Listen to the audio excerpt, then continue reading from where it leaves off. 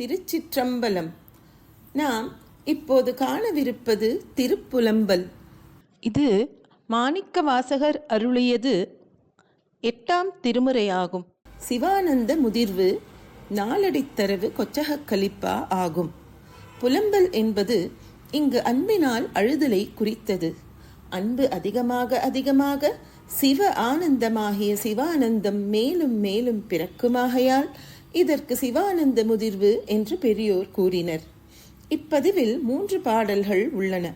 முதல் பாடல் திருவாரூரானை பற்றியும், 2வது பாடல் திருப்பெருந்துறையானையும், 3வது பாடல் குற்றாலீஸ்வரரை பற்றியும் பாடப்பட்டு இருந்தாலும் இது திருவாரூரில் அருளப்பட்டதாக கூறப்படுகிறது. முதல் பாடல்: பூங்கமலத்து அயனொடுமால் அறியாத நெறியானே, கோங்கு அலர் சேர் குவிமுலையாள் கூரா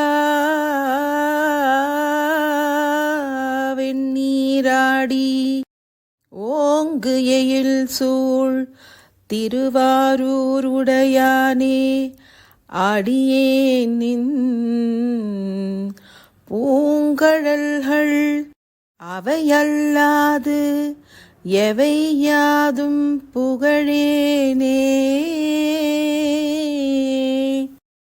பூங்கமலத் தயனொடுமால் அறியாத நெறியோனே, அழகான தாமரை மலரிலுள்ள பிரம்மனும் மற்றும் திருமாலும் அறிய ஒண்ணாத இயல்பை உடையவனே, கோங்கலர் சேர் குவிமுலையாள் கூரா, கோங்குமலர் போன்று குவிந்த தனங்களை உடைய உமையம்மையின் ஒரு பாகனே, வெந்நீர் ஆடி திருநீற்றை உடல் முழுதும் பூசிக்கொள்பவனே, உயிர்களின் பற்றாகிய மலத்தை எரித்த பின் எஞ்சுவது தூய வெந்நீர், அதை பரம்பொருள் தமது மேனியில் சேர்த்துக் கொள்வதை குறிக்கிறது. ஓங்கையில் சூழ் திருவாரூர்.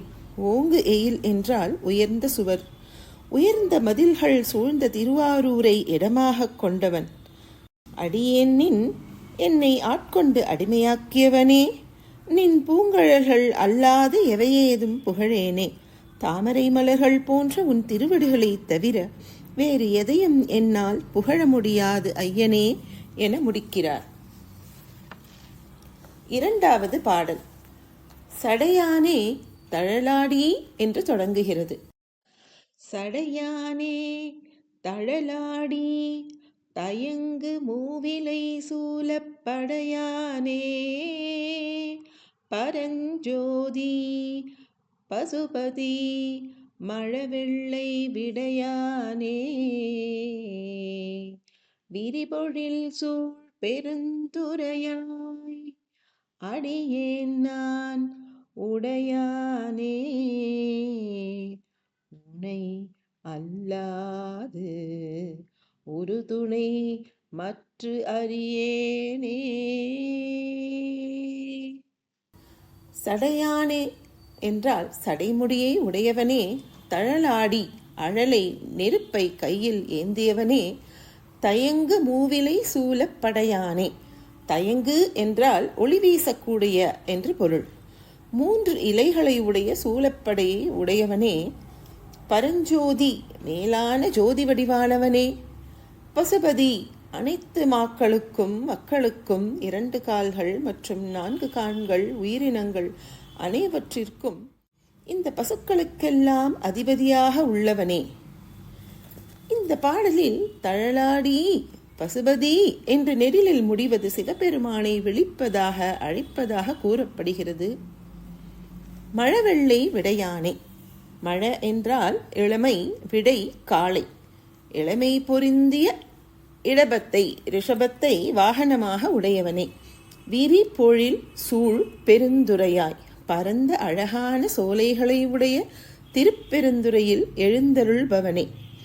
அடியேன் நான் உனக்கு அடியவனாகிய நான், உடையானே இறைவனே திருவருட்செல்வத்தை உடையவனே, உடல் பொருள் உயிர் இவற்றை ஆட்டுவிக்கும் முதல்வனே, உனையல்லாது உறுதுணை மற்று அறியேனே.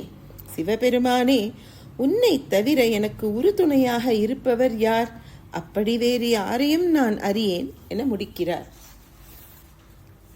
மூன்றாவது பாடல் உற்றாரை யான் வேண்டேன் என தொடங்குகிறது. உற்றாரை யான் வேண்டேன், ஊர் வேண்டேன், பேர் வேண்டேன். உற்றாரை யான் வேண்டேன், ஊர் வேண்டேன், பேர் வேண்டேன். கற்றாரை யான் வேண்டேன், கற்பனவும் இனியமையும். குற்றாலத்தமர்ந்துரையும் கூத்தா குற்றாலத்தமர்ந்துரையும் கூத்தா உன் குறை கடற்கே. கற்றாவின் மனம் போல கசிந்துருக வேண்டுவனே. கற்றாவின் மனம் போல கசிந்துருக வேண்டுவனே. உற்றாரை யான் வேண்டேன், ஊர் வேண்டேன், பேர் வேண்டேன். உறவினர்கள் எனக்கு வேண்டாம், என் ஊரையும் புகழையும் நான் விரும்பவில்லை, எனக்கு வேண்டாம். கற்றாரை யான் வேண்டேன், கற்பனவும் இனியமையும். கற்றவர்கள் தொடர்பு வேண்டாம். அமையும் என்றால் போதும் என்று பொருள். மேற்கொண்டு எதுவும் எனக்கு கற்றறிய வேண்டாம், போதும். குற்றாலத் தமர்ந்துரையும் கூத்தா, திருக்குற்றாலத்தில் எழுந்தருளியிருக்கும் கூத்தனே. இது சித்திர சபையான பாடல் பெற்ற நடராஜர் தலம். உன் குறை கழற்கே, குறை என்றால் ஒலித்தல் என்று பொருள். உன்னுடைய ஓசையை எழுப்பும் கழலணிந்த கால்களுக்கே என் மனம் அடிமை. கற்றாவின் மனம் போல கசிந்துருக வேண்டுவனே. கன்று பிளஸ் கற்றா. ஈன்ற கன்றின் மீது பசுவுக்கு உள்ள அன்பு போல உன் மீது எனக்கு அன்பு வேண்டும். தாய்ப்பசு போல எதையும் எதிர்பார்க்காது உன் உள்ளம், உன்னை எண்ணி எண்ணி என் உள்ளம் நெகிழ வேண்டும் என்பதை கசிந்துருக என கூறுகிறார். நாமும் சிவபெருமானை மணிவாசகர் நெறியில் வேண்டி அவனருள் பெறுவோமாக. திருச்சிற்றம்பலம்.